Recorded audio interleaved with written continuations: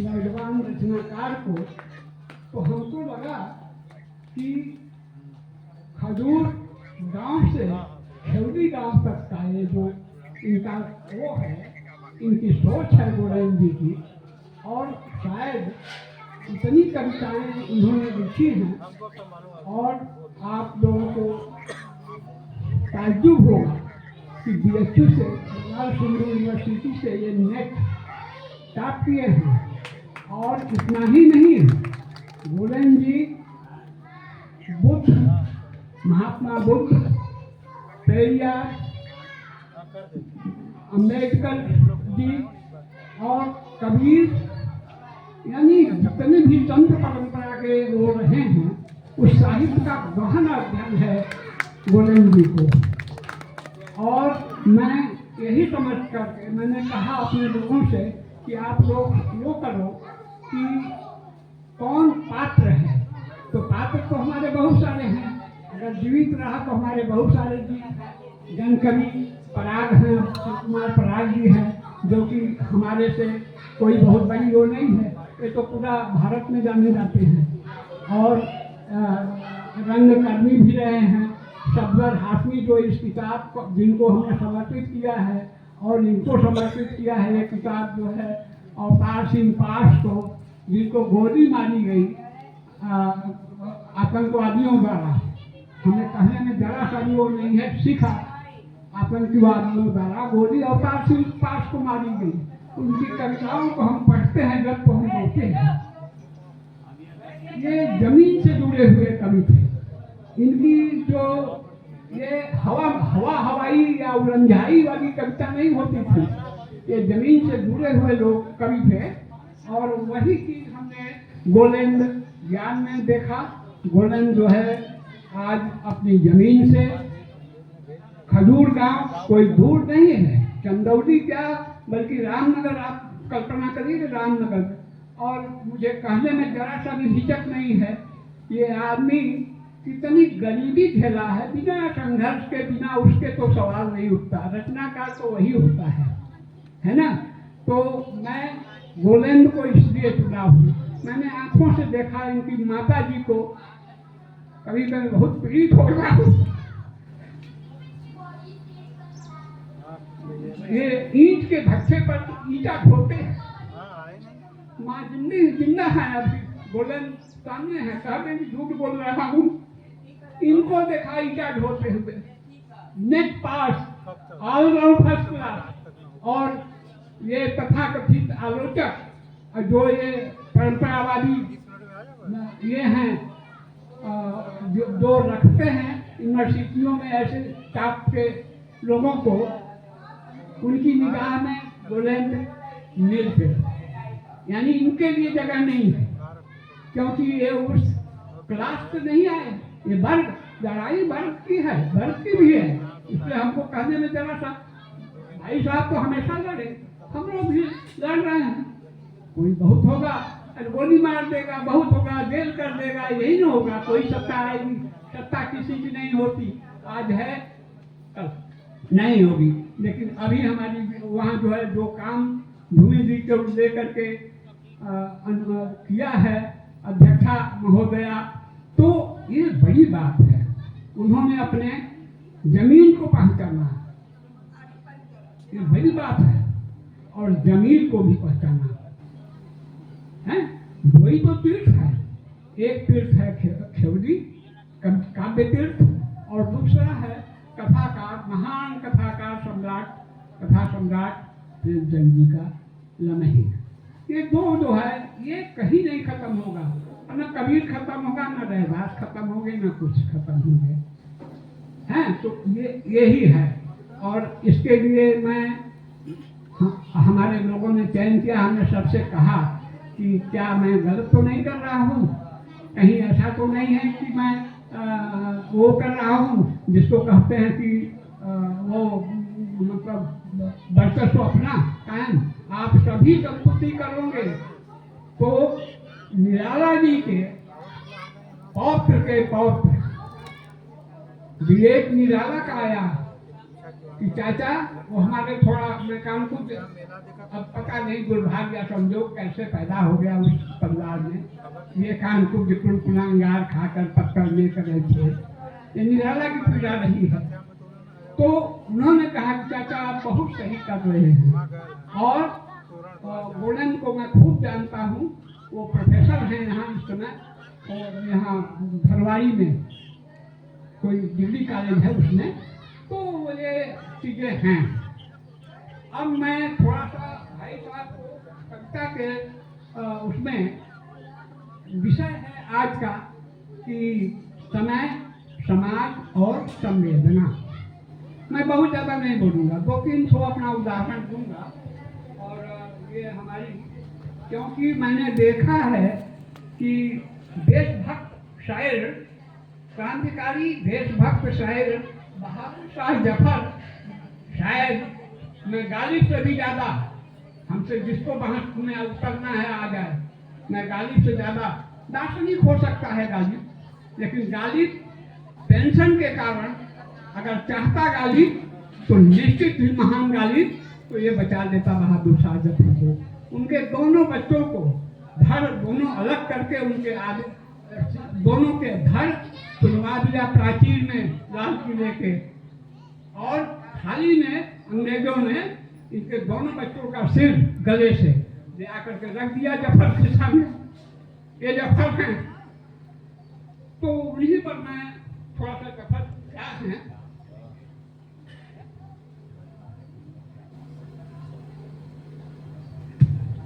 आंधियां आंधियां अभी हमारे साहब जो कर रहे थे वहां पर बहुत बढ़िया उन्होंने कहा कि कलम और किताब अगर छीन ली जाए तो शायर के पास बचता क्या है, वो तो फकीर होता है।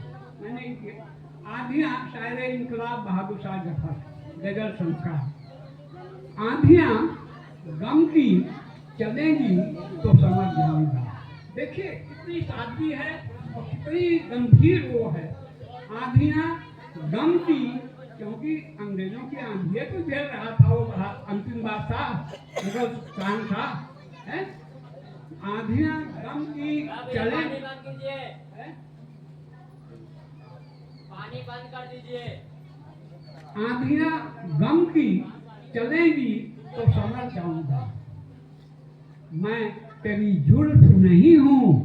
ध्यान दीजिए, मैं तेरी जुल्फ नहीं हूँ जो बिखर जाऊंगा, मैं जफर हूँ, मुझे कौन मिटा सकता है। शायर को इतना हिम्मती होना चाहिए, भूमि थे। आज यही कारण है कि हम सब उनको आज सम्मान के साथ याद कर रहे हैं। मुझे भारत की जनता ही नहीं, मुझे कल बिजनौर से आया रात को, आप तो भूमि मरेगा, कभी नहीं मरे कहाँ वो तो जीवित हो गए, कभी जीवित हो गए, रैदास नानक सब जीवित हो गए, तो ये शायर नहीं मरता। कितना आत्मविश्वास है उस शायर को अपने किए पर कि मैं जफर हूँ, मुझे कौन मिटा सकता है, मैं तो शायर हूँ, किताबों में उतर जाऊंगा। देखिए, मैं तो शायर हूँ, किताबों में उतर जाऊंगा। किताब खाओगे तुम, ये जो कल वो किताब है उसको खा जाओगे, रामेश्वर को खा जाओगे। धूमिल की एक किताब में मैं कल सुनना, मुझे मैं और राजशेखर उसका वो किया था, भाई साहब थे, इनके चाचा जी कन्हैया पांडे जी विद्या निवास मिश्र थे, तो पढ़ने वाली चीजें हैं। तो सवाल ये है कि ये मरते नहीं हैं। मैं जफर हूँ, मुझे कौन मिटा सकता है, मैं तो शायर हूँ, किताबों में उतर जाऊंगा। किताब तो रहेगी, धरती जब तक रहेगी। 38 अरब वर्ष मैं साइंस का विद्यार्थी रहा हूँ, है तो मैं जानता हूँ कि धरती की उम्र कितनी है। 38 अरब वर्ष हो गई मेरे सम्मानित सदस्यों भाइयों। तो ये तो धरती कहाँ खत्म हुई, ये चलती रहेगी। हम खत्म हो जाएंगे, मिट जाएंगे, लेकिन ये किताबें, ये चीजें, ये अमर रहेगी। मैं जफर हूँ, मुझे कौन मिटा सकता है, मैं तो शायर हूँ। मैं शायर नहीं लिखता, मैं शायर करता हूँ। मैं शायर हूँ, किताबों में उतर जाऊंगा। आगे देखिए, कहते हैं कितना कितना अब उसको क्या कहा जाए, कितनी सब उसको वो है उस शायर को। मुझको मुझको सूली पे चढ़ाने की जरूरत क्या है, मुझको सूली पर रंगून की घटना। अब ये रंगून है, ये तीसरा जो वो है ये रंगून बोल रहा है। जिस समय सूली पर चढ़ाया गया उनको, उस समय ये जफर बोल रहे हैं मुझको सूली पर चढ़ाने की जरूरत क्या है, मेरे हाथों से कलम छीन लो मर जाऊंगा, मेरे हाथों से कलम छीन लो मर जाऊंगा। तो शायद तो कलम ही जो उसका फकीर होता है हर रचना का, और हर रचना का जन्मजात प्रगतिशील होता है। वो चाहे किसी भी पार्टी का हो, किसी भी उसका नुमाइंदा हो, मैं तो ये जानता हूँ कि प्रगतिशील होता ही है। अब वो अपने कर्मों से भले जो है कुछ भी हो कर दे, दूसरी चीज है बस एक और करके, क्योंकि हम बोल नहीं पाएंगे वो करके, तो हम अपने इन्हीं के माध्यम से इनको जो है वो देंगे।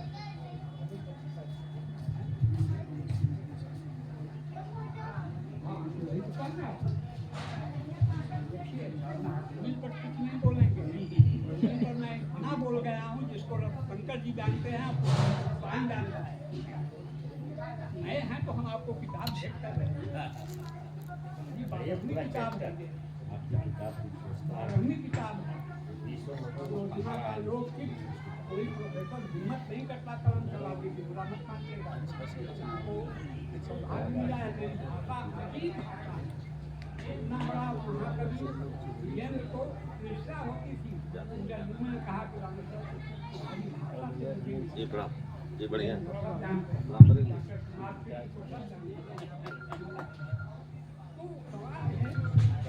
हाँ देखें, जन कवि धूमिल की 89वीं जयंती के अवसर पर हमारी ये समझ है कि बहादुर शाह जफर की गजलों में जो अगर संवेदना का स्वर है, तो कहीं जन कवि धूमिल की पटकथा एवं मोतीराम की संवेदना से अलग नहीं है। ये अलग नहीं है।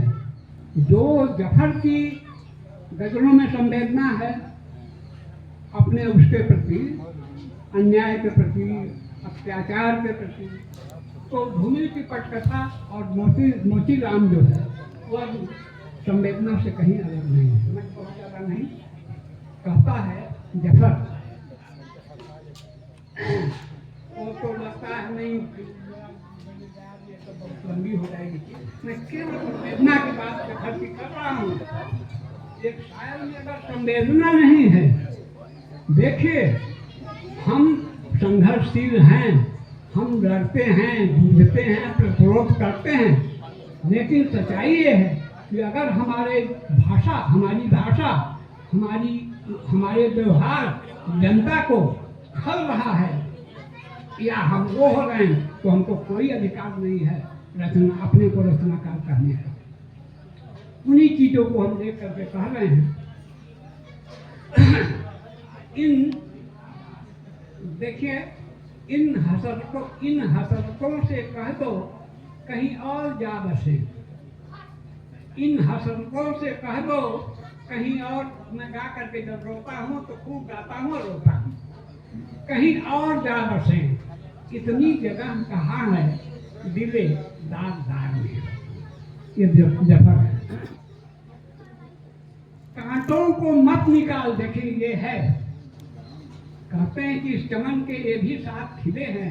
कांटों को मत निकाल चमन से ओ बागवां, कांटों को मत निकाल चमन से ओ बागवां, ये भी गुलों के साथ पले हैं बहार में, ये भी गुलों के साथ पले हैं। तो आज चाहे निकाम काका हो, बस यही काफी है। हम ये जानते हैं कि वो मोतीराम निकाम काका हों, वो कांटों के साथ कांटे थे, गुणों, अब इसको लोग समझें अर्थ लगाना। तो कहने का मतलब कि रचनाकार निकाम काका को भूल जाएगा कैसे? जफर को नहीं भूला, कहा गुलों के साथ ये भी खिले हैं बहार में, हैं? कांटों को मत निकाल चमन से ओ बागवां, ये भी गुलों के साथ पले हैं बहार में, ये भी चमन गुलों के साथ पले हैं बहार में। बुलबुल को बागवां से न सयाब से गिला, बुलबुल को बागवां से न सयाब से गिला, किस्मत ने, ध्यान से सुना पांडे जी, किस्मत ने कैद लिखी थी। देखिए ये है कितना उस रचनाकार की पीड़ा, देखिए बिना पीड़ा के कहीं साहित्य निकलता है क्या? वो नहीं नजर, इसलिए गालिब से ज्यादा महान हम इनको मानते हैं, हमारे क्रांतिकारी शहीद हैं। बुलबुल को बागवां से न सयाब से गिला, किस्मत में कैद लिखी थी फसले बहार में। उम्रे दराज मांग कर लाए थे 4 दिन, 2 आरज़ू में कट गए 2 इंतजार में, 2 आरज़ू में कट गए 2 इंतजार में। दिन जिंदगी के खत्म हुए, बड़ी मार्गी गलत ये है वो नहीं, दिन जिंदगी के खत्म हुए शाम हो गई, दिन जिंदगी के खत्म हुए शाम हो गई। फैला के पांव सोएंगे कुंजे बजा के, क्या बात है, क्या बात। दिन जिंदगी के खत्म हुए शाम हो गई, फैला के पांव सोएंगे कुंजे बाजार में। कितना है बदनसीब जफर, नफ्स के भी 2 गज जमीन नहीं दबी हुए। बहुत त्रिपाठी की